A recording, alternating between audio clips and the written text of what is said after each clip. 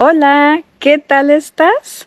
Hoy estoy en casa de una amiga que es colombiana como yo y que vive en el sur de Francia.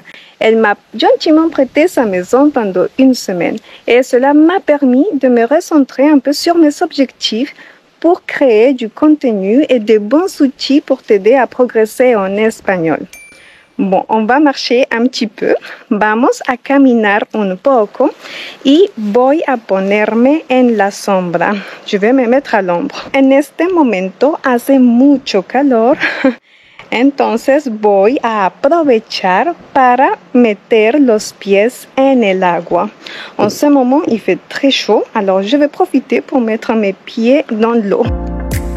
Bueno, y como puedes ver, estoy descalza. Donc, je suis pieds nus, descalza. Entonces, si tú eres hombre, vas a decir estoy descalzo. Je suis pieds nus. Y si eres mujer, descalza. Estoy descalza. Et oui, avec le verbe estar, car c'est un état passager. Ça ne fait pas partie de mon identité, le fait d'être pieds nus. C'est temporaire, tout à l'heure je vais les mettre en mes chaussures. ¿Puedes decirme en los comentarios qué has hecho este verano? Qu'est-ce que tu as fait cet été? Qu'est-ce que tu fais encore cet été? Parce que ce n'est pas encore fini. Donc, tu as bien remarqué que j'ai employé le passé composé. ¿Qué has hecho este verano? Car c'est une action qui a déjà commencé le 21 juin, par exemple, l'été, et c'est toujours d'actualité. Aujourd'hui, estamos a 21 de agosto. Entonces, todavía es el verano. C'est encore l'été, le 21 août. Me encanta poner los pies en el agua. Y dime, ¿a ti también te gusta? ¿Te gusta ir a la piscina? ¿O prefieres ir al mar o a los ríos, por ejemplo? Est-ce que tu préfères, par exemple, aller à la mer ou à la rivière au lieu de la piscine? Bueno, yo no vivo cerca del mar. Je n'habite pas près de la mer. Mais heureusement que mon amie colombienne, Sonia, avec qui je fais déjà une vidéo, on a fait une conversation pour débutants que tu peux trouver dans la description ci-dessous d'ailleurs, et qui va te permettre d'avoir toutes les bases pour entamer, pour établir une conversation avec un locuteur natif. Dis-moi aussi dans les commentaires quels sont tes objectifs pour la rentrée. Est-ce que tu as des objectifs bien précis en espagnol, par exemple? Comment je peux t'aider pour progresser davantage en espagnol? Est-ce que tu aimerais peut-être que je fasse un nouveau format? En ce moment, bon, tu sais, je fais des vidéos sur des verbes bien particuliers, des adverbes un peu parfois confus comme bajo, abajo, debajo.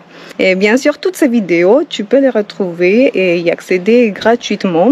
Je fais aussi des podcasts. J'ai déjà une vingtaine de podcasts sur mon site espagnolpassion.com. Et je fais également des articles illustrés avec des exercices pour que tu puisses pratiquer. Alors, j'aimerais savoir comment je peux t'aider davantage. Quel serait le sujet qui t'intéresserait pour que je puisse faire des vidéos, des activités pour t'aider à améliorer ton niveau et gagner en confiance pour parler espagnol. Parce que je sais que c'est pas toujours évident. Moi aussi, j'ai appris le français et même si j'ai un accent, c'est vrai, j'ai un accent quand je parle en français, ce n'est pas grave. Un accent, c'est un charme. Ok? Donc, ça raconte une histoire. Moi, j'adore les accents. Voilà, cela permet d'échanger. Dès qu'on entend un accent, on se dit « Waouh, tu viens d'où ?»